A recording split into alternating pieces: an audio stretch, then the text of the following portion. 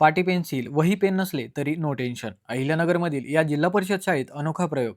अहिल्यानगरमधून एक अत्यंत प्रेरणादायी आणि मनाला स्पर्श करणारी बातमी समोर आली आहे.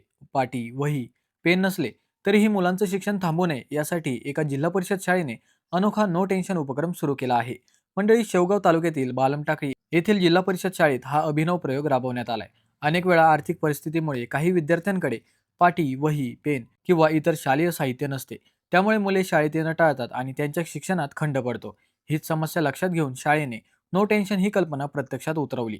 त्यांनी स्वतःच्या खर्चातून पाटी, वही, पेन, पेन्सिल, खोडरबर, शार्पनर, स्केच पेन, कंपास पेटी अशा सर्व आवश्यक साहित्याची व्यवस्था केली आणि ती वर्गातच उपलब्ध करून दिली. इतकंच नाही तर टाकाऊतून टिकाऊ या संकल्पनेतून जुन्या वह्यांची कोरी पाने वापरून नवीन वह्या तयार करण्यात आल्या आणि त्याचाही वापर या उपक्रमात करण्यात येतो. या सगळ्या साहित्याच्या व्यवस्थेसाठी साहित्य मित्र म्हणून 2 विद्यार्थ्यांवर जबाबदारी सोपवण्यात आली आहे.